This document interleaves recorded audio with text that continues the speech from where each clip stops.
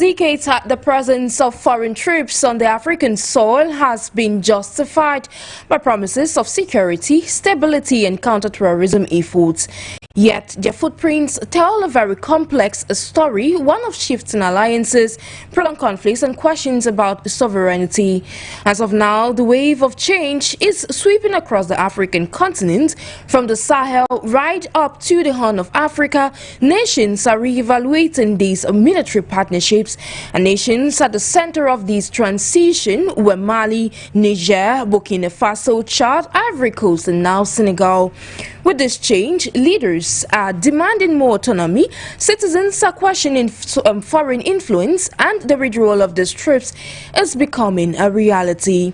So is this the dawn of new liberation or true liberation on the African continent, or does it open the door to new security challenges? Can Africa defend itself without external forces, or is it the struggle for sovereignty coming to at a very high cost? Today on Talking Point, we break down these implications of foreign troops withdrawals on the continent of Africa and ask the very critical question: is Africa finally on the path to total liberation, or is just this another turning point in a long and unfinished journey? Ladies and gentlemen, like we mentioned, this is Talking Point. Stay with us.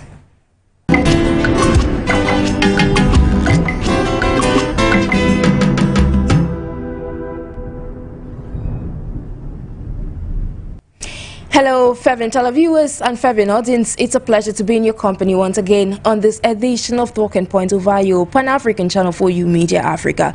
Like every other day, we talk matters affecting the African continent and beyond. And this time around, we pick interest on the withdrawal of foreign troops from the African continent, notably in the Sahel, as well as other parts of Africa, like we have seen in Chad. Meanwhile, at the heart of this discussion, we shall be asserting or assessing the implications of this withdrawal on the African continent. And of course, to join me this day, first of all, from Africa, Cameroon's representative, I've been joined by Mr. NJINE ELVIS BANEH in his capacity as a political analyst. Thank you immensely, sir, for joining us. Thank you very much, Sharon, for having me on your program once again. It's been a very long time since I last participated on your program. Special good afternoon to you and to all viewers of For You TV. Special greetings to my brother, Dr. FONGOD. I want to say it's a pleasure to be on this program once again, of course, to be able to be in my own little contributions to see how we can not only analyze, but try to reshape the future of our continent, Africa. Indeed, and this is to edify the African populace. Like you mentioned, we acknowledge the presence of Dr. Stanley FONGOD in his capacity as a Pan-Africanist, an economist, as well as a CEO of Crust and FINTECH. Thank you immensely, sir, for joining us. Thank you so much, Sharon, for having me, and thank my co-partners, Mr. BANEH, for joining as well, and in those who are locked in or tuned in from wherever they are around the world, we are grateful. Indeed.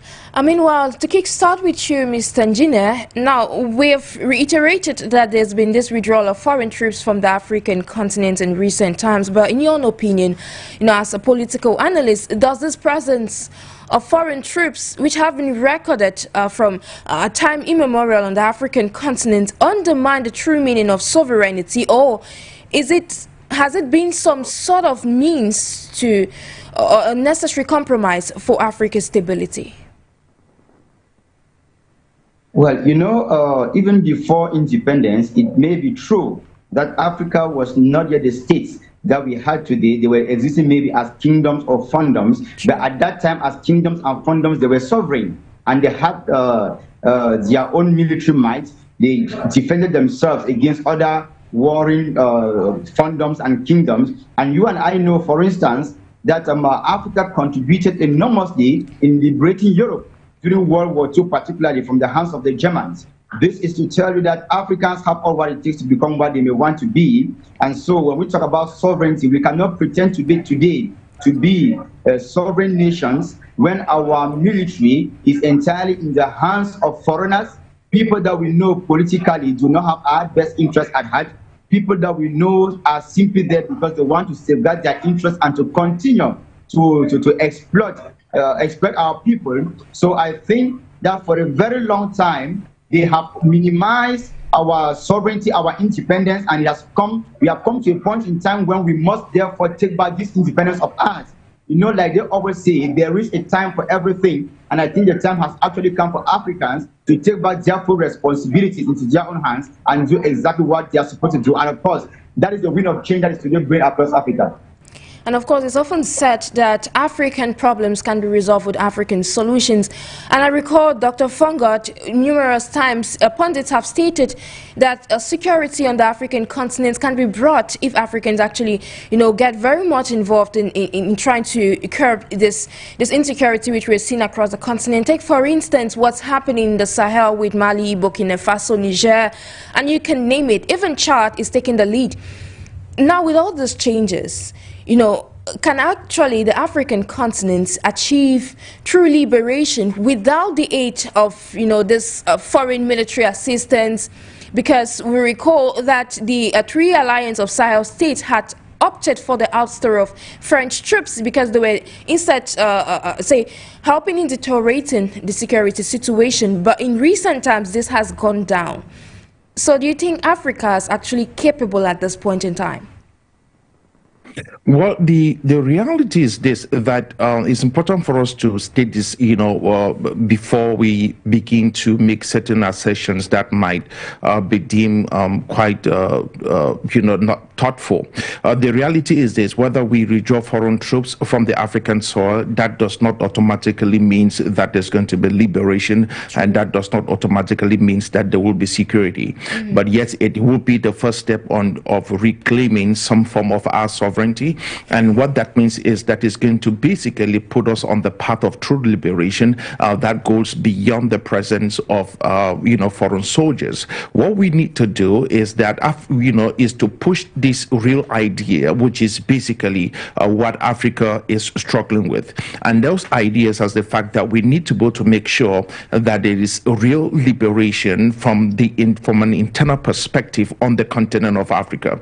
As much as we have had people who basically have strangled us on the continent in politically, economically, based upon colonialism and neocolonialism, one of the greatest strangles that we have faced on the continent of Africa has been Africans on Africa.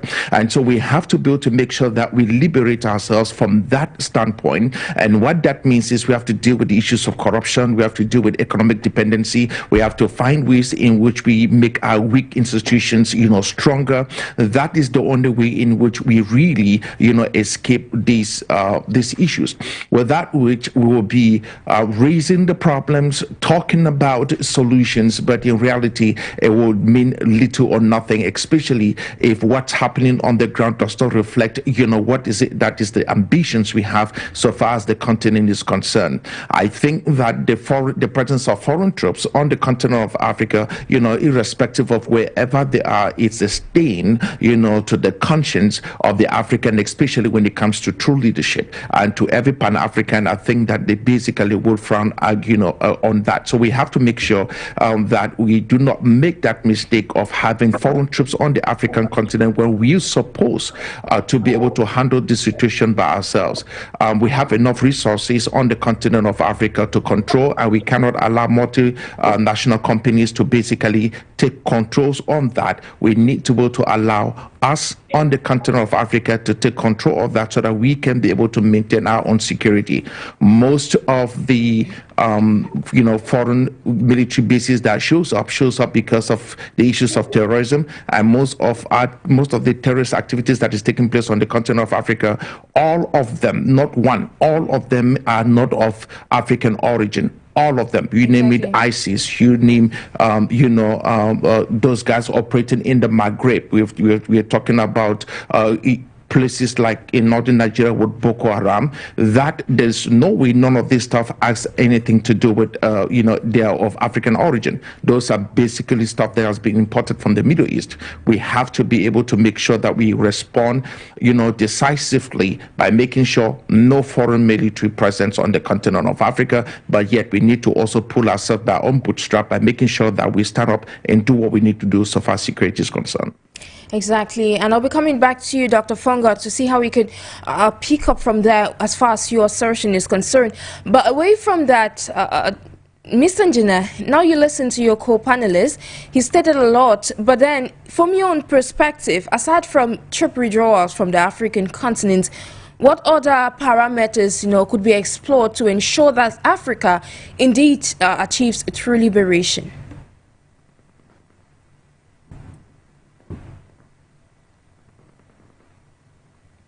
Mr. NJINE, are you with us? Yeah, please proceed.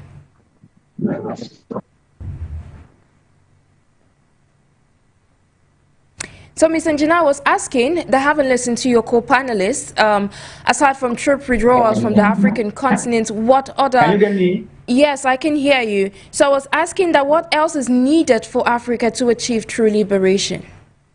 Well, I think that the very first thing needed for Africa to get her independence or true liberation, as you rightly put it, is first and foremost the consciousness on the part of Africans. We must first of all be conscious of who we are. I think when I first took the floor, I said something. During World War II, Africans were needed to liberate Europe. During World War II, Africans liberated France from the hands of the Nazis. That is to tell you that we are capable of building an army, of building troops that can be able to take care of our own security. And I think Dr. FONGOD says something which is very important, Africans on Africa. We have a problem in Africa right now, which is the fact that some of the African leaders that we have are people who are not there for Africa, are people who were placed there to serve the interests of the colonialists. So that's where the problem lies. We need to be able to gain that consciousness that we can strive for ourselves without depending on anybody. After all, you can never claim to be a sovereign state when your security is in the hands of another person. Let's come back to the issues of security. There will be no stability in Africa for as long as you think that you need Europeans to be in Africa to safeguard you when it comes to, like my brother said, terrorism and things of that nature, knowing fully well that they are the same people who go at the background, create all these terrorist groups, sponsor them, give them guns, give them all the technological know-how, give them all information as to where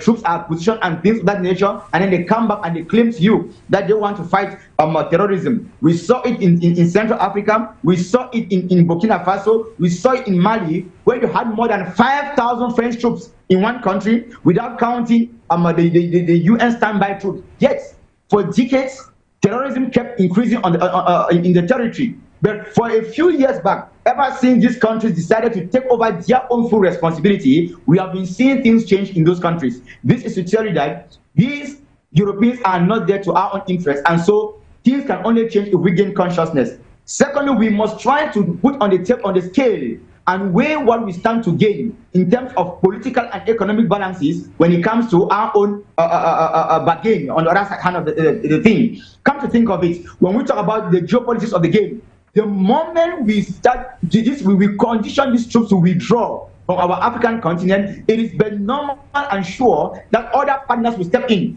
Partners with whom we can now debate and bargain on a level ground where it becomes a win-win relationship, and not where one person comes in with some sort of the white man's superiority concept, where he wants to give you the impression that without him you are nobody, without him you are dead, whereas in reality he is the same person igniting all the trouble in your land. So we must think of the geopolitics. But the moment these guys step out, we shall have other partners that we see today, for instance with Russia, like we see today with China. Though even with that, as a Pan-Africanist, I still tell African leaders that we need to be careful with whosoever we accept as a partner with whom to deal. If we have to go in for Russia, if we have to go in for China, given that when it comes to geopolitics, we must have allies. That one is certain. The world over, people need allies. But in that alliances that we are creating, we must know what we stand to gain and what the other person gains. It must not be an issue of where one person comes in and is taking 90% and you are on 5 or 10% simply because he wants to give the impression that without him you cannot survive, without him you cannot be able to do anything for yourself. Thank you so much, Mr. NJINE. That was a very elaborate response. Back to you, Dr. FONGOD. Your co-panelist shares the opinion that there is a need for, united military front on the African continent, something that has been reiterated numerous times. Now, he was speaking from a Pan-Africanist point of view, but given from your perspective, you mentioned earlier on that it's time for Africa to be liberated, but then What does true liberation mean in the context of a modern African context? Does it mean political autonomy, economic independence, or better still, military self-sufficiency? That question is quite loaded, but I think, first of all, maybe let me just even state this, that if you look at the Sahel, recently we had the Wagner group that was operating in the Sahel, and that to me is just basically following suit with what Mr. BANEH was saying. I think that it is quite disturbing, and because what you're doing is this, that if you basically think that the solution to African security or African issue will be to basically allow a state led occupation to a corporate missionary control group like the Wagner group, which is actually presently operating, I think they're operating in Niger, they're operating somewhere in Mali, they are present in Central African Republic. I think that in more sense, that absolutely, makes no sense. We have to basically start asking ourselves, at what time, will Africans basically step up to the plate and make sure that they are fully responsible?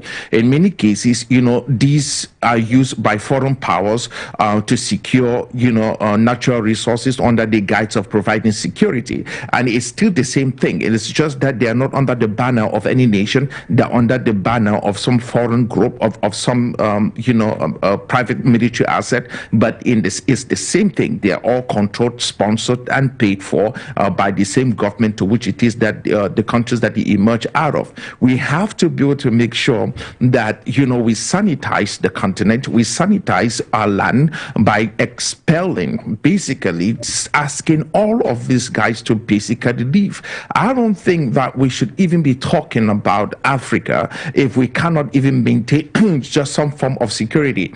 Mr. BANEH made something which is quite clear. You have these guys who sponsor all these terrorist groups, and then suddenly they show up on the scene with solutions. And the only way for them to continue to stay in your country is to basically continue, to inspire, sponsor, and pay for all these terrorist groups to keep operating within, the nation to which it is that they are in. That is the way you make it work. For example, think about it this way. If you had a pharmaceutical company that is basically going out of business, the only reason why they're going out of business is because people are not getting sick. So if you have a pharmaceutical company that is in business, that wants to stay in business, you will have to do two things. Either you create new diseases, like new viruses, like something like coronavirus, and then basically push that stuff into the market. This time around is this into the society, into the world, and then create a vaccine against that particular garbage so that people cannot come and buy to you, because now they're indebted. If they want to stay alive, they basically have to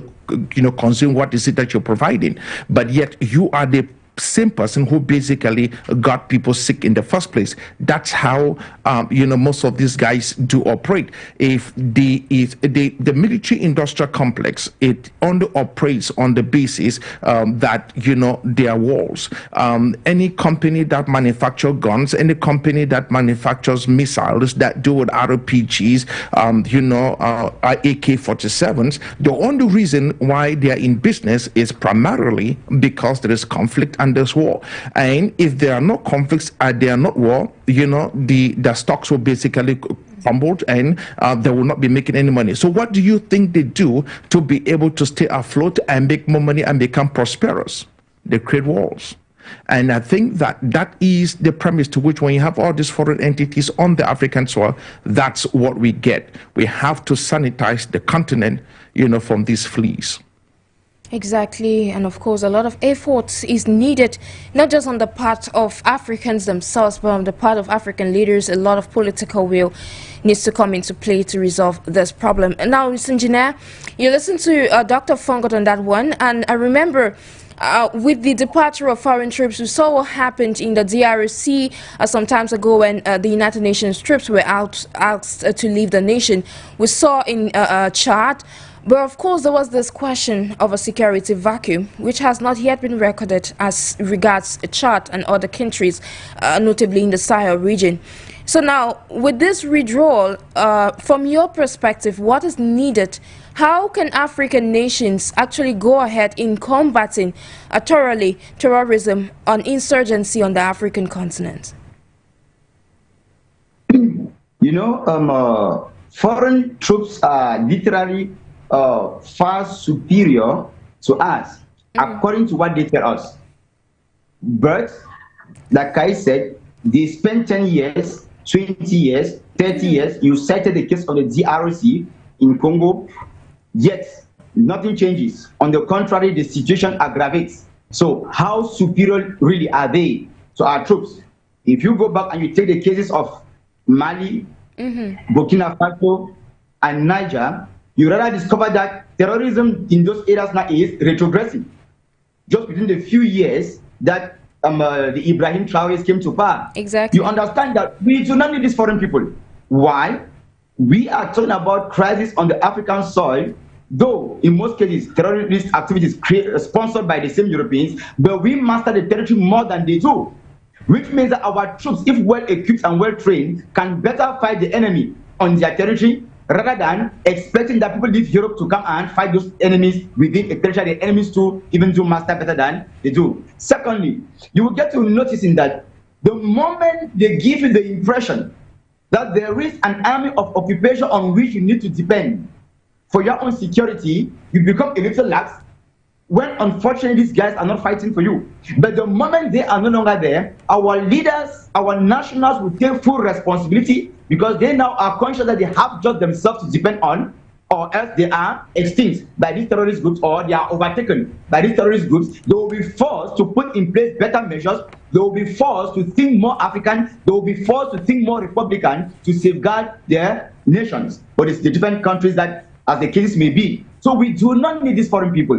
What we need here is Africans placed at the right positions who think African, and that our troops are well equipped and given just the necessary training that they need to be able to do the combating. So I think that for Africans to be able to come out with security issues, all we need is African troops. Mali, like I said, Burkina Faso, they are already in themselves showing us glaring examples. So when they talk about security vacuums, I don't think that there has been any security vacuum anywhere in Africa created by the fact that European troops were withdrawn or the UN troops were withdrawn. Secondly, if they are no longer on our territory, it gives more room for the AU to step in and step up. It gives more room for some regional cooperations, because if 2 or 3 countries, let's take again the Sahel countries, Burkina Faso, Niger, and Mali, for the fact that they now know, let me say that they are now abandoned to themselves, that they are now standing by themselves, you said they are doing everything to come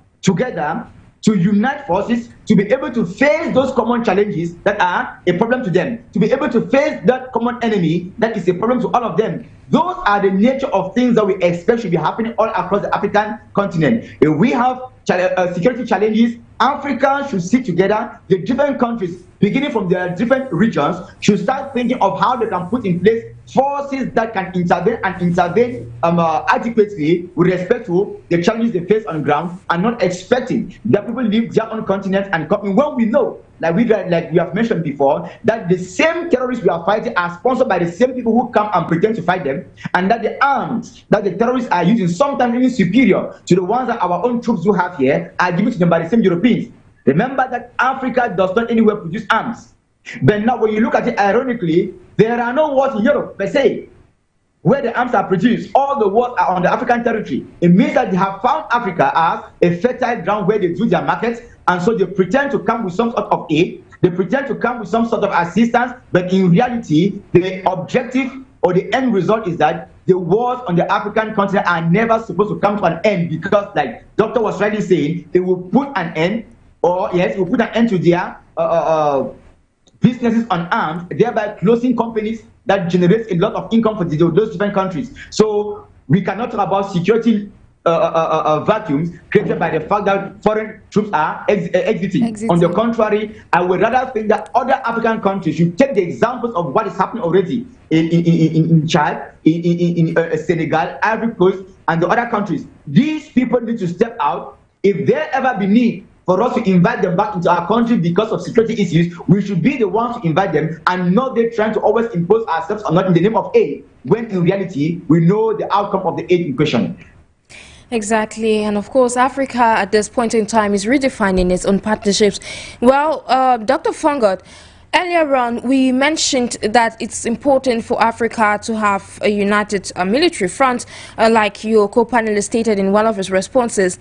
And I remember during an interview that the Bissau-Guinean President Umaru Sissoco Embalo granted to 4U Media Africa in collaboration with Russia Today, he stated that every African nation is sovereign, and by this he was elaborating that, of course, being sovereign means that African countries cannot, just militarily intervene into a country without the country's approval. But then he equally added that it's imperative for African nations to be able to solve their problems.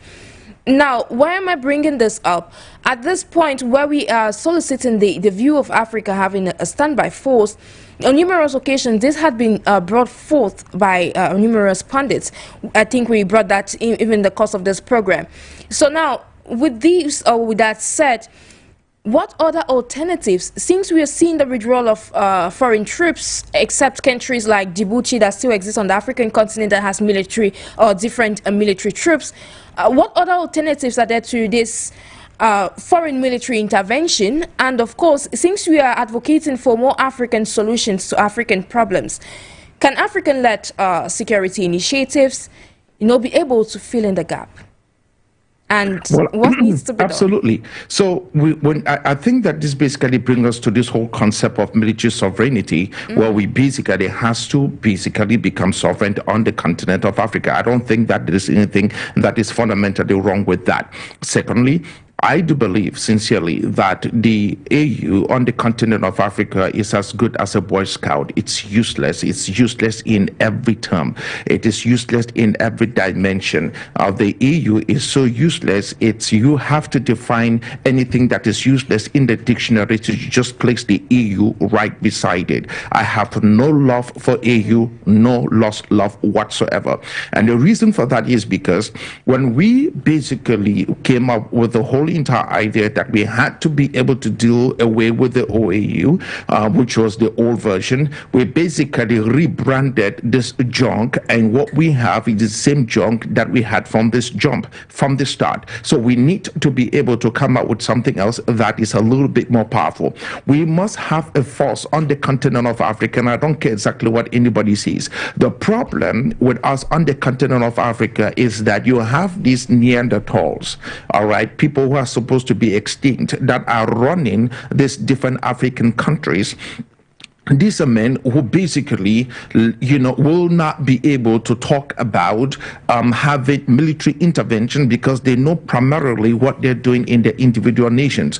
But if we're going to have a holistic look, a holistic approach on the continent of Africa to find any meaningful solution for defense, all right, and for security, we have to be able to deal with the fact that there has to be a force that can intervene at any time when called upon in any country. What that means is this: we cannot even be talking about the issues of AU on the continent of Africa if individual member states are not willing to basically give up some certain level of their sovereignty. Once we come as a body, that basically means there are concessions on the area of sovereignty. We have to be able to do that, and that will basically comes also on the issues of the military. If you have countries on the African continent that are run by people who are of goodwill, we are talking about good governance, not people who basically have institutions whose capacity basically do not exist and is intentionally done for that specific matter so that they can be able to manipulate as many people as they can. That in itself will not help us going forward. But I do believe that we have to be able to make sure that we on the continent have something in the place of the EU, which means we need to go to the regional bloc. I believe sincerely that the regional bloc needs to be empowered while we dismantled, this puppet, in Addis Ababa, and try to replace it with something else. And for the love of God, get out of that, the postmodern structure place given to us by China, to whom it is, that they're using that as a corridor to invade the continent in terms of land and mineral resources. We have to do better. We have to absolutely contribute the money we need to build a structure that's ours. You cannot get into somebody's house who will build something for you and think that you will have enough voice to be able to speak up, when time comes. You have none, zero. Let's do what we need to do on the continent of Africa, and have a little bit of pride in doing so, and building up a robust structure on the continent, at least having something that replaces the AU, not just on the basis of the aesthetics. We're not just talking about, whitewashing something just because we don't want it. No, we're talking about fundamentally changing the structure, building something that does not resemble this garbage that we have now. Unfortunately, everyone who is participating or working for this organization is not doing the continent good. They might mean well, they might have some projects that are meaningful, but I'm looking at the result. If the EU was a company, it would have been bankrupt a million years ago. If the EU was a company, it would have basically gone out of existence. If the EU was a sick man, it would have been buried many years ago, because frankly speaking, what is sick of cannot be healed. Thank you so much, Dr. FONGOD, for that elaborate response. And of course, it's needed for Africans to be able to, get hands on deck and be able to resolve the problems that are affecting the African continent. Meanwhile, back to you, Mr. NJINE. Now, in your perspective, to what extent have military foreign interventions on the African continent been motivated? Because in your previous response, you evoked the issue of being conscious about, geopolitical interests or the geopolitical aspects of this, the foreign presence on the African continent. So do you believe that they have been motivated by security concerns, or it's more related to economic or geopolitical interests? I think they are more related to the last 2 points you mentioned than security, because we are living insecurity in Africa caused by them. And we say what they call security is a pretext. It is something they create and then come back as if they are the lords to save us out of a precarious situation that they created, and then they step in. Like I say, look at the ROTC today. Do you really think that all the countries that are mining the uranium in DRC, that if they really wanted the area to be war-free, they would have done so in over 30 years? I do not think so. It's just like, if I do compare again to the issue of the corona, like my brother earlier took as an example. You see, we are in Africa where they talk about, should I say malaria?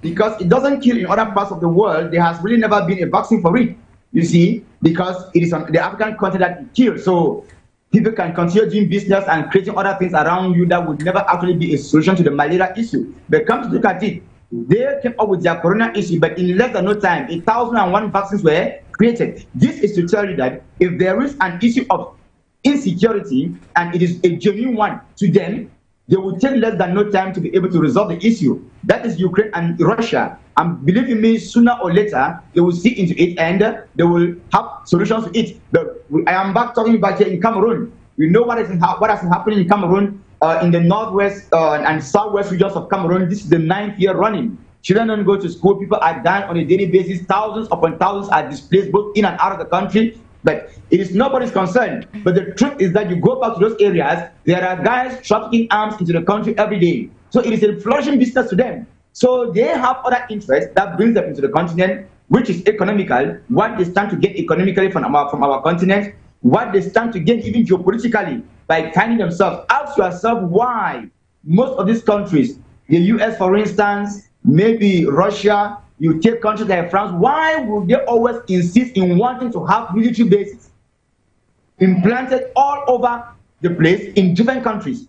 It is for strategic reasons. It is all but for their own security, because they implant all these military bases, but there is insecurity in your own country. They are there for years and nothing ever changes. So okay. I want to think that all that they have other interests why they come in, but for your own security. After all, when you follow certain documentaries and interviews granted by the same Europeans over some certain media, they actually tell you that the policy is, if they even had the possibility of extinguishing the African race, they will do so to take over the African continent. Why? Because of the resources that we do have on this continent. It's rather unfortunate, you see, that we who have the resources, we either are not conscious of what we do possess, or we simply do have people who were placed there by foreigners, by the colonialists, to serve their interests, and they are working towards that. So I think that talking about withdrawal of troops, it is very, very capital even,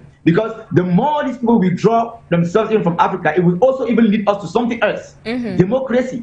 We know that most of the African leaders we have in place have been maintained in power by the military might, supported by who? Foreign countries.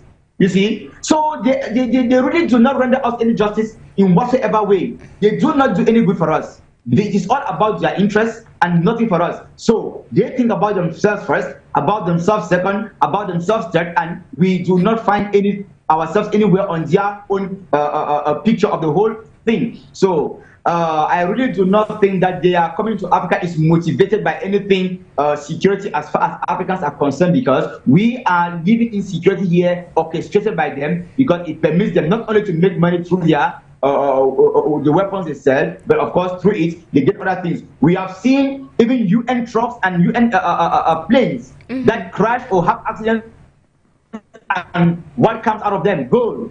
We have seen in Mali where they tell the native, the local troops, you are not permitted to go into certain areas where the terrorists are found, but when they eventually send them away and go, they discover that it was actually the real place where these French troops were mining the gold that they were transporting back to their countries. So you understand that it's all about their interests, and so we do not need them on our continent. The only unfortunate thing is the nature of the presence we have as of now within our African countries, and that is why somewhere, somehow, some Africans are tempted to want to think that military coups that we had in Burkina Faso, that we had in Niger and the others, are even the best of things to happen over across the African continent, if the people orchestrating these coups are actually there to ensure the safety and the security of their respective nations.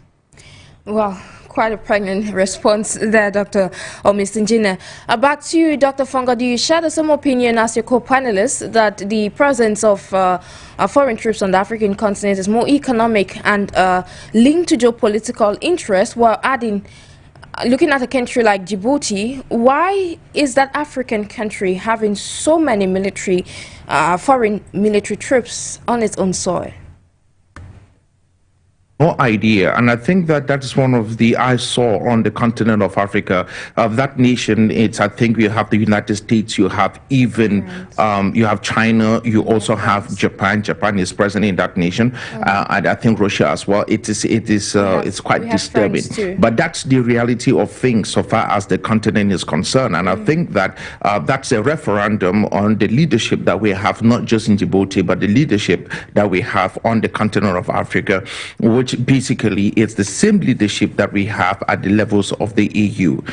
There has to be some kind of economic sovereignty. We have to basically, have some kind of resource nationalism, or which most people think that it is something I shouldn't be saying. No, but nationalism is something that we need to be able to celebrate on the continent of Africa. It has to be Africa first. There has to be a way in which we start talking about economic diversification on the continent of Africa. And I think that if we just simply begin by making sure that there are no foreign entities, foreign military bases on the continent of Africa, no foreign military personnel on the continent of Africa, it will go a long way in fostering what is it that Mr. BANEH was talking about, which it's the fact that we've really not been able to build any robust military structures because we rely primarily on whatever it's being given to us from outside of the continent. So we need to be able to build something. And I think that by reason of us building a robust military bases will basically also speaks about, you know, a little bit more of diversification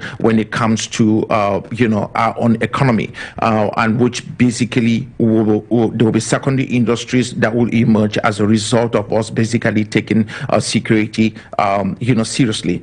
There has been a lot of trade imbalances, especially in the West, and I think in the western part of the continent, where you have a lot of they have contracts that are signed, you know, with trade with countries in Europe and even in the West, but in the US rather. But the problem with that is when you have farmers, for example, in Europe and farmers in America that are heavily subsidized, then the local farmer on the continent of Africa, especially in the western part of the continent, cannot match up, you know, with the pricing that will be coming out from goods that are imported from Europe and that are imported from America. So in other ways, we are basically destroying the local farmer in the name of basically trade. This trade is not balanced. This trade is absolutely not fair.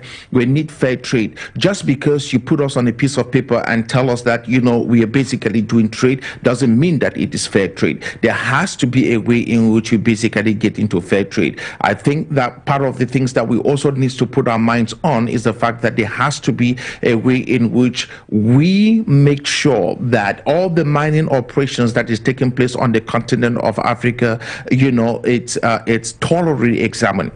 If you think that all the 125 different militia groups, depending on who you're talking to, maybe 128 different militia groups that are operating in the DRC are doing so just because they are, you know, they just want to. No, it's not. It's because they are basically guiding 123 or 124, 25 different mining areas in Congo, in the DRC, that is producing almost 30% of all the world's cobalt.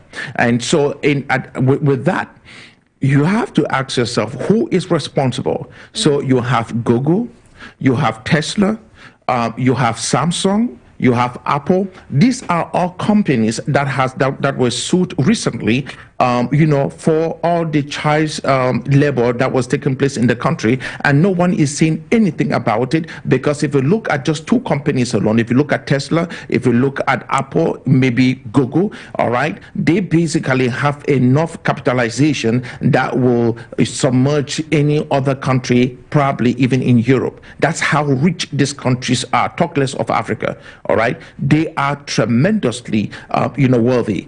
That also means that they control a lot and they basically do a lot. So the wars that is taking place in the DRC is funded by these corporations, and the government to which it is that these corporations are benefiting from are basically silent. These are war crimes being committed in the DRC. But until you have some real men, I'm talking about men in leadership, people who basically fully understands, you know, what it means to lead, we will be talking about this and nothing will happen. And that's the reason why I cannot stand the EU.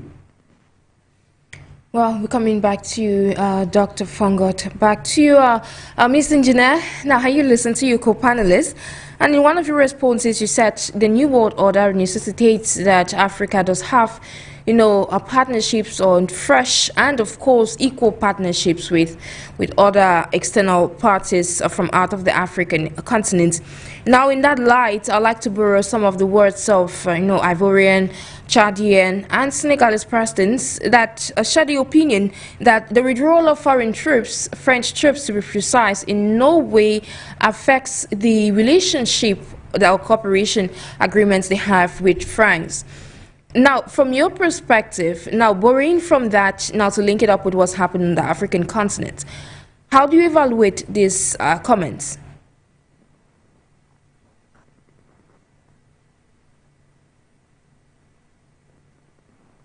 It seems we're getting a delay in transmission. Mr. Engineer, can you hear me?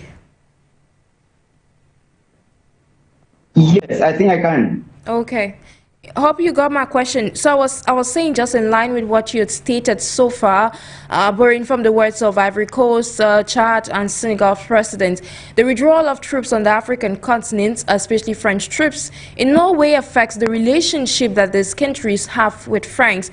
Moreover, if you had to add to what the president stated, they said that they could continue to cooperate or work hand in hand with France, but not on a military basis. So, in your perspective, let's not go further with Ivory Coast, but in your perspective, how do you react from your Pan-African perspective on this comments made by the African leaders? Well, I don't know, due to transmit, I don't know if I got your question well, but what I can tell you is that, based on what I got, I think cooperation with any country from Africa or any part of the world is welcome. We are not against any form of cooperation.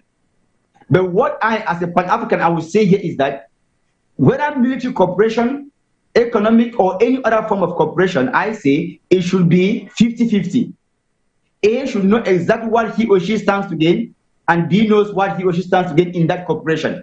When we talk about cooperation, when it comes to the military, for instance, it should not be like we say, the old gangrene type of cooperation where it has always been an issue of the other person coming as if he is the savior, when we know that he's pretending to resolve an issue he created, and that the genuine intention is not to even resolve it, but to use it as an opportunity to enrich himself behind you while plunging your own country into misery. So cooperation to me is not a problem. We can cooperate with every other person. We live in a global village, as they put it today, and so the Europeans or the Western world must learn to see Africans as equals when it comes to, or when they're on the negotiation table. But now for them to actually accept us as those equals with whom they can negotiate and cooperate at every level on a 50-50 level ground, it also depends on how we set ourselves back to them. And that's why I still continue to say that it is still a problem across the African continent, because the people, most of those who are leading us today as across our countries, are, for the most part of them, people who were placed there by the same colonial masters, people who, though may have the same melanin that you and I have, but they first of all think and breathe Western like before breathing African. So we need people at the helm of the African countries who are Pan-Africanists, who are Africans, who think African, who breathe African, who believe that Africa should also come first each time we sit on the negotiation table, who believe that Africa too must become great or should be made to be great as once it was, because I say Africa has always been a great nation. What has crippled us and plunged us into the political quagmire in which we find ourselves is the mentality of the people leading us. So political negotiations, economic, military, to me, they are welcome. We should have allies everywhere we go to, but on one condition, that if somebody is winning, it should be a 50% win, and you also take a 50% win, or at most, we should even get a greater bargain, depending on what they intend to bring in onto the table. Because when someone talks about military assistance to you, and he comes and taps away all your natural resources, and then selling his arms at the same time and kill and destroy your own land, at the end of the day, you go back to them in the name of aid, and then they give you loans on exorbitant taxes that you will still need to have to pay through other natural resources, and at the end of the day, we lose 1,000% at all fronts, militarily, economically, in terms of human and material resources. We lose at all levels. So we must learn to sell ourselves up to the value that we have, so that these people know exactly who we are. Secondly, for Africans to get to this level, we will need to form our own economic bloc. When we talk about the European Union today, what is it all about? It is all about people coming together to form a solid bloc, such that when they go out there, they are bargaining with a solid force. Take note that when you see the French president or any of the French ministers go into any African country to bargain any deal, he is talking as France, but taking into consideration the interest of the European Union. That is all the other European countries involved. Whereas when they are coming to us, they take you as an independent country, they sell you some sort of illusions, you accept to them, and at the end of the day, you happen to take back home. Come to think of it, Russia sits in her country, America sits in her country, China sits there and invites an entire continent. and they will not tell you that it is an African-Russian summit. They tell that it's a Russian-African summit, always trying to project themselves first, and then you see 52 heads of state traveling to go listen to one man. So to me, it depends on how we give ourselves value for the other partner to be able to also take us at that level too. Africa needs to value itself first before, the rest of the world can. With you, Dr. FONGOD, with these changes we are seeing across the African continent, are you optimistic that we're seeing the creation of new regional dynamics on the African continent, and of course there is some sort of new balance of power that is being implemented on the African continent, especially in those countries where we have seen the withdrawal of foreign troops being initiated in that part of the African continent? I'm laughing so hard because I was laughing so hard because of what Mr. BANEH said, and I had this image in my mind of a primary school, or maybe a kindergarten, you call it like a nursery school in West Africa. So I had like this nursery school where you have these little kids that are being taught their ABCs, right? So, the teacher will be like, this is A for apple. So imagine this nursery school, this little classroom, it is filled with 52 grown men, all right, that are being taught, this is A, this is B. So imagine that the teacher is it's the president of the United States, or is the president of China, or is the president of Russia. Those are the three main courses that they would take: Russia, China, and whatever comes out of the US, and the teacher comes over and says, this is A, and then all this, all infant, okay, these grown men, these people who are grandfathers in most regard, great grandfathers for that matter, they'll be there saying, yes sir, it's A, yes sir, A, B. That's how demented we are on the continent of Africa when it comes to true leadership. And the idea that we have to sit on the continent of Africa, just like BANEH said, and have some president somewhere basically invite our whole continent, to come and sit down and have conversation with them, that is not just insulting. And I think that I don't blame the West, I don't blame the East, I don't blame China. I think that the person that we need to basically start having conversations with is all of these 52 men who carry on this, this voyage every single year, to go and sit down and to be lectured by, the presidents of these countries. We have to do better on the continent of Africa. And frankly speaking, I don't even know what the question was that you asked. I was laser focused on just how demeaning, this has been. We've talked about this a couple of times, but frankly speaking, at what point are we going to basically say enough is enough? There has to be ways in which we basically, emerge. We leave this whole entire, scene of this level of disrespect, to the African. You can't even begin to negotiate if you are not negotiating on your own turf. The first rule for any major negotiation is that if you really want to be able to negotiate at home. Don't negotiate abroad. Mm-hmm. Don't go abroad and basically think that you're going to be able to have any real negotiation. Mm-hmm. Do that at home and make sure that you maintain home court advantage whenever you're trying to negotiate whatever the negotiation will be. And in this case, if we're really trying to bring foreign investors onto the continent of Africa, if we are trying to maintain the issues of security, if we are also interested in making sure that there is real prosperity, that the continent is sanitized and free from foreign intervention, we must be able to make sure that we do so on our own turf. We cannot do so on foreign turf. And the reason for that is because we lose home court advantage. We have to be able to make sure that we do it at home. That is the most important thing that we can do. And frankly speaking, it is laughable if we think that it's the salvation for the continent is going to come out of Washington, D.C., it's going to come out of Beijing, or it's going to be out in Moscow. The salvation of the continent is going to be in places like Cairo, it's going to come out in places like Lagos. The salvation will be on African soil. It can't be offshore. We have to be able to maintain and respect that if we're going to make decisions that are meaningful, let it be that we do so as a unified body on the continent of Africa, not this disjointed factions that we have, where individual nations basically go out, just like Mr. BANEH said, and do whatever we want to do in relationship to negotiation. I think that time has come for us to basically maintain this strong unit and do so on African soil. Exactly, is what that is what mentioning. Of course, I'm staying with you, Dr. FONGOD. Now, I was asking about the creation of new dynamics with this, shifts in the withdrawal of foreign troops from the African continent. But I have this question. A while ago, precisely in February, ending of February, we saw the Slovakian Prime Minister Robert Fico that made a statement while addressing the media at the level of the European Union, and he stated that most of the weapons, artilleries that are meant for Ukraine end up on the African continent, and in one way or the other might be pushing for insecurity.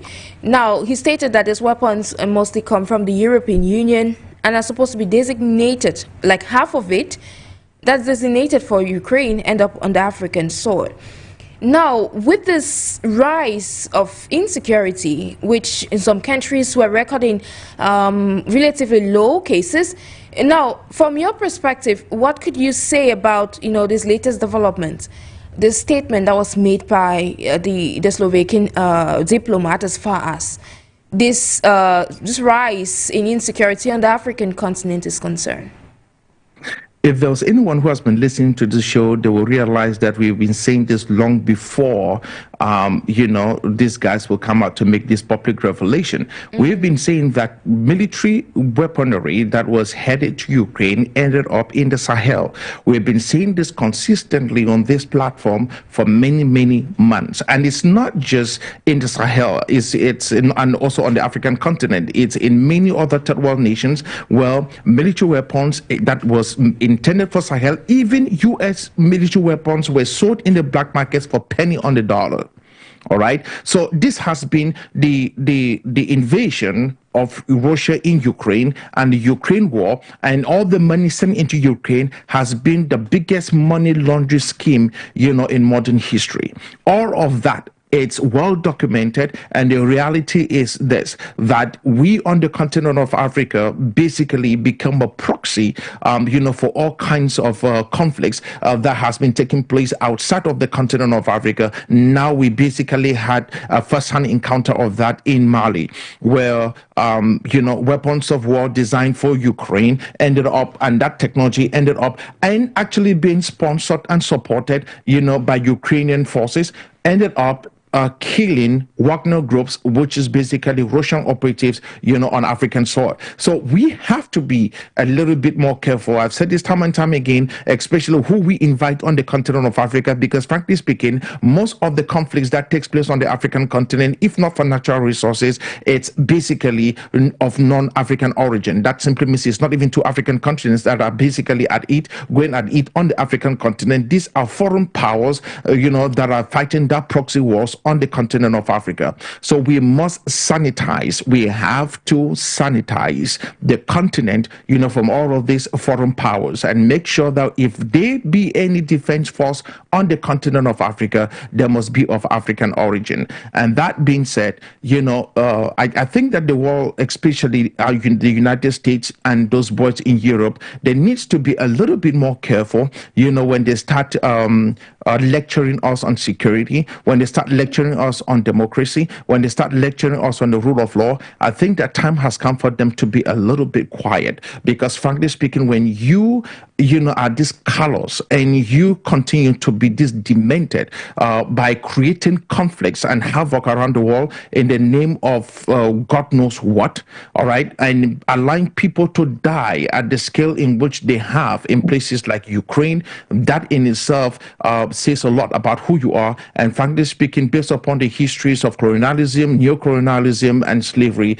I think that the continent of Africa needs to know better, to make sure that while we are relating with the rest of the world, especially those boys in Europe, we do so, with the consciousness of how diabolic they can be. Back to you, Mr. NJINE.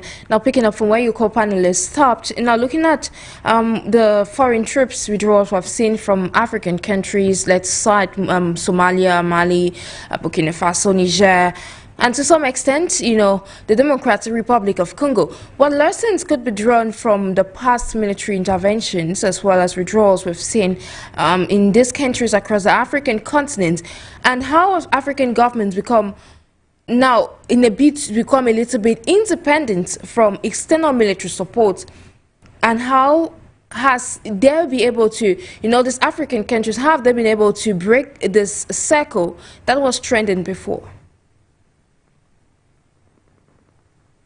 If should I begin with the question on lessons to draw?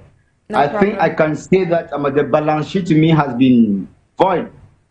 The balance sheet is empty because I really do not know of any conflicts across the African continent which we can say they were successfully resolved by this foreign powers, or should I call them armies of occupation, because in reality that's what they are, you see. So I don't think that if we talk in terms of balance sheet, we can actually say there is anything positive that Africa ever gained from them.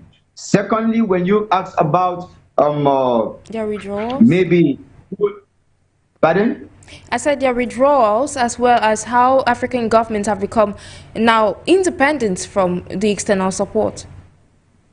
You know, when we talk about independence from external support, I think it's very normal, it's very natural that the African leaders, or about the African countries, I said we have come to a point in time when we must understand that we really do not stand to gain anything from these people. So it is time for us to actually take our own full responsibilities into our hands. Let those who are still depending on these foreign standby soldiers take examples from those that have already successfully sent them out of their countries and find out, are those who are doing far better off than they were under this military control, or are they not doing better off than those that still have them? Those are some of the questions that those who are still keeping these military bases should be able to ask themselves, you see. So I started by saying the balance sheet to me is null and void, and now we must be able to take full responsibility. I said before, in the absence of any military, these occupational forces, the truth is that Africans will have to take full responsibility now. We know that we have acts of terrorism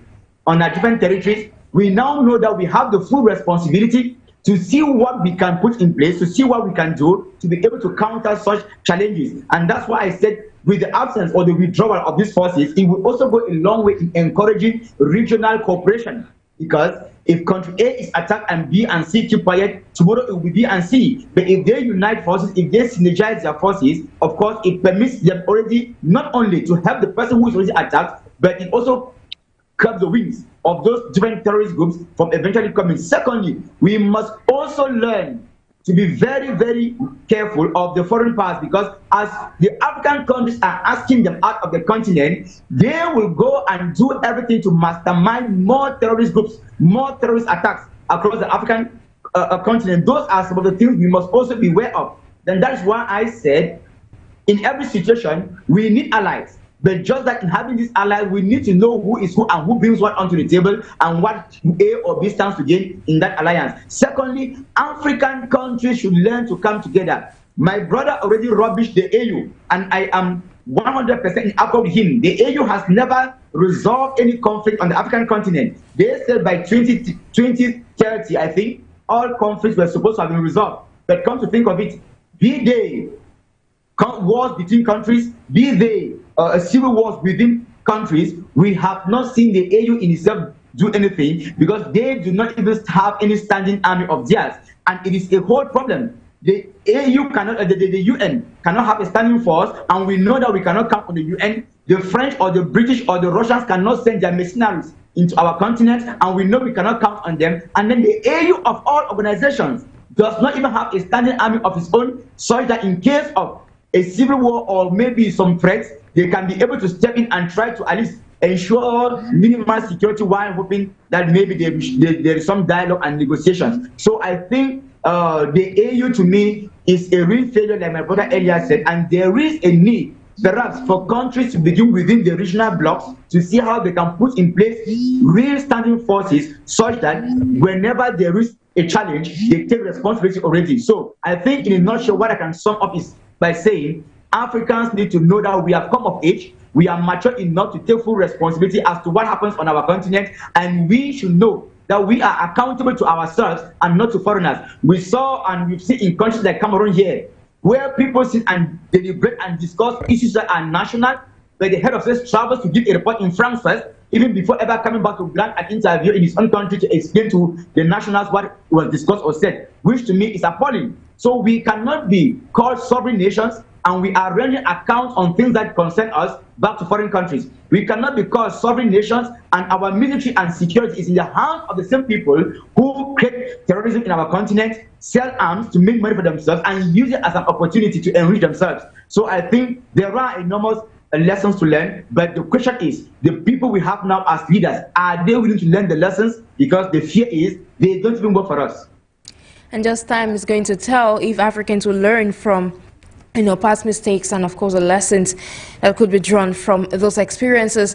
Now we are gradually coming to the end of this edition of Talking Points, but then Dr. FONGOD, adding up to what your co-panelists said, how in your perspective can African leaders continue to strengthen regional security cooperation in a bid to avert some of the loopholes that came from the presence of intervention on the African continent without relying on any external collaboration in terms of military support or otherwise? Unfortunately, I have to look at the Sahel to pull inspiration from the Sahel. And the reason why I'm basically saying that is because there is no functioning democracy in the Sahel as we speak. They are all military-led countries. And basically, as a result of the coups that have taken place in the last 3 years or so. So that being said, I think that the self-determination, which basically is one of the things that they have espoused to be able to help themselves, is quite remarkable. So if you look at those three nations, the Alliance of the Sahara State, they basically have become the template of what the continent should actually be looking at, especially when it comes to the issues of security. They are working together.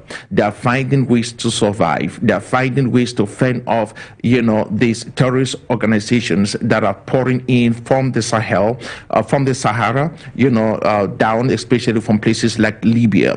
They are doing whatever it takes to make sure that they maintain the sovereignty of their nations, and they will do it, and they will fight to the last man standing. That is remarkable. And I think that by the time we start talking about basically sanitizing the continent from the decolonization mindset, neo-colonialism, and having some form of Pan-African unity, we might just be looking at those boys in the Sahel for inspiration. That being said, I think that's the path that we need to take going forward. The continent has to be able to look at itself and say and basically inspire herself, all right, to the ideals of sovereignty, all right, and find ways in which we can actually be able to have policies that are meaningful. Either these policies are based on economic terms or these policies are based on political terms, but we must have policies that are meaningful, and also policies that basically have some level of autonomy in such a way that we can be able to spread that across the continent and have a little bit more pride as to who we are. There has to be a way in which we come together as a bloc, some kind of a continental solidarity. We have to be able to find ways in which we make sure that we are together, that whatever we do, there's a political will, all right, for the people and for those in leadership to be able to bring us together as a unit. And I think that if we're able to do that, if we're able to just bring, let's all of this nation, let every single one on the continent of Africa basically begins to drink from this cup of Pan-Africanism, begins to breathe this air of Pan-Africanism, begin to believe and think that we are fully,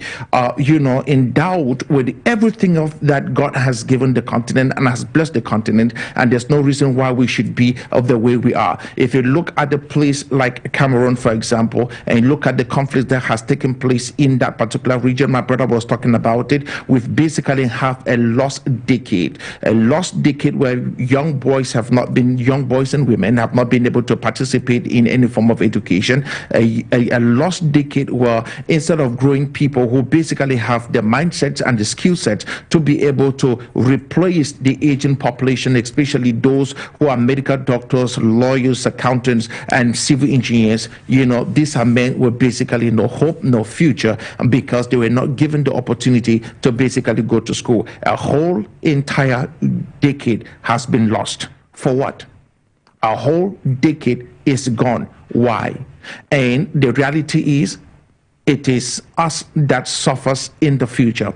And this is Africa's story. If you look at the East, you look at the West, you look at the South, and you look at the North, this is Africa's story. This is a template for disaster that has basically ensued in sub-Saharan Africa. And we have to be able to find ways in which we can do better. So while we are pointing accusing fingers, you know, to the West, while we are telling the West about the ills and about the pain and about the chaos that they are creating on the African continent, sometimes what we need is a mirror.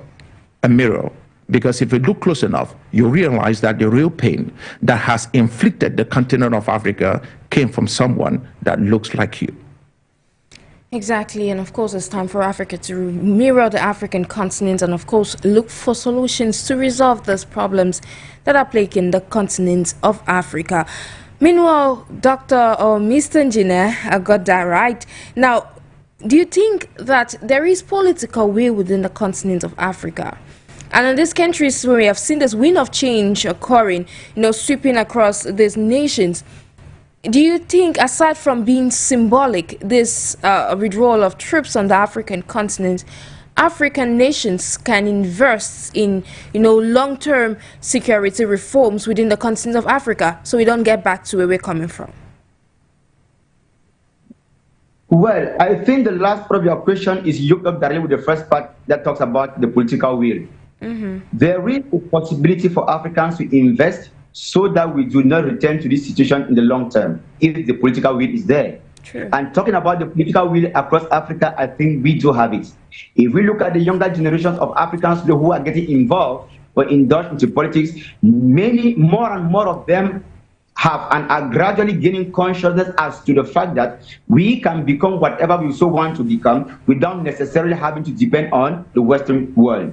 Secondly, if you look at some of the African leaders we have there presently as of now, because we cannot also pretend to think or to say that all of them are the same, I want to say that there are many of them who have also gotten to that consciousness. And of course, the example is glaring when you see some of those countries where many of them are now challenging the Western powers, asking them to withdraw their troops. It tells you that there is a certain political will, there is a certain determination on the part of the African countries now, at least to be able to assume fully their own responsibilities and take things into their own hands, because gradually over the years, people have gotten to realize that in reality they have been fooled all over the time, all along the years. You see, where each time they made you think that they were coming for assistance, they were coming to assist, they were coming with aid, and 10, 15, 20, 30, 60 years after independence, nothing has happened. So I think when we talk about the political will, the will is there, but just that something that had been instated for so many decades, beginning right from the colonial period, you do not easily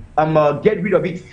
Just as people may think, you do not just wipe it up as though it was some chalk right on the board and you wipe it up with the duster. So it may take time, and the leaders and would-be leaders need to be very, very tactful and strategic to be able to gradually see into it that all these foreign troops not only do leave our continent, but that by the time they are leaving the continent too, appropriate measures are also put in place to ensure that we have our own forces that are well trained and updated so that they can be able to take over and do the fight. Because the fear here too is that those who are being asked to leave, they are leaving against their will, and knowing how cynical they are, they will certainly not go back to be silent. They will certainly not go back to be quiet. They will either always use your own brothers to create back chaos in the country, or they will go back and incite more terrorist activities and sponsor them on your territory to want to justify and let the world know that, you see, it was our presence on the continent that was trying to limit some of these things. Now that we are no longer there, you can see what is happening. So we need to be very, very careful and be very, very vigilant the way we go about doing things, because like someone once told me in the discussions in the quarter,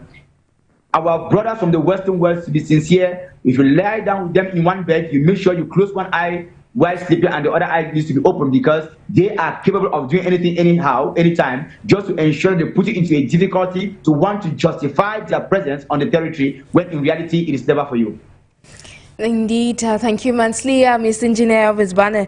Indeed, he was joining us in his capacity as a political analyst. Meanwhile, to culminate today's conversation, we have said a lot in the course of today's edition of Talking Point, at which we stated that it is time for Africa to liberate itself. Now, to wrap up with you, Dr. Stanley FONGOD. Now, picking up from where your co-panelists stopped, it's time for Africa to liberate itself, free itself from bondage. But in your perspective, what is the way forward? Let's chart a way forward for Africa to achieve total liberation. I think I will be singing the same song from the same song sheet as my brother. And we probably might be drawing inspirations from, the famed Jamaican, artist Bob Marley, that we need to probably emancipate ourselves from this mental slavery. And the reality is that the pain we face has been self-induced. The difficulties that we're experiencing has been basically created by us. Everyone has been enslaved at some point in history. Everyone has had tremendous issues when it comes to colonialism. You can look at countries like Singapore. You can look at other countries outside in the East that has gone through similar, issues that the continent of Africa went through. But for some reason, we seems to be the only bloc that is not responsible enough to pull ourselves out of this, a quagmire. So going forward, I think that we need to be a little bit more resolute when it comes to our political will to do that which is needful so that we can emerge out of this stalemate. There has to be a way in which we look at the future of the African, from an Afrocentric perspective, believing that Africans are responsible for the continent of Africa, that the salvation of the continent is not offshore, is onshore, that those who will liberate the continent will not come from the outside, they are within the continent, that the savior we're looking for is not going to be deposited on the continent of Africa, but that the saviors we are looking for are already on the continent of Africa, and it just takes us to be willing to do the needful for the change to come. My brother spoke of the fact that there are different leaders on the African continent who are doing well, for sure, and we can see the progress that they are making in their individual nations. That being said, I think that the continent needs to do more, and if we are talking about doing more, I think that we must be able and willing to do that which is needful to bring everyone on board. If one country on the continent of Africa is succeeding, other countries too needs to be able to pursue the same agenda, the same mindset, so that we grow collectively as a bloc. There's no reason why one country should be better at the expense of another country at the expense of another, vice versa. We have to grow together as a unit. And if that was going to be the case, I'm hopeful, I'm optimistic, and frankly speaking, I think, with this being said, that the future looks bright on the continent of Africa. Like every other time, we'll say again, the future looks great for the continent of Africa. Thank you, Mansley, Dr. FONGOD, for your participation in today's edition of Talking Point. Thank you so much for having me, Sharon, and thank Mr. BANEH for joining us as well. Thank you, sir. Exactly. Thank you to Mr. Engineer Elvis for your participation on edition of Talking Point. Thank you very much. It's been a pleasure. And to my brother, it's been good meeting you again. Thank you, sir. Okay. So, ladies and gentlemen, it's on that note that we shall be drawing down the edition of Talking Point. Meanwhile, we believe you learned a lot from today's conversation. But don't go away. Stay in company of numerous programs on 4U Media Africa.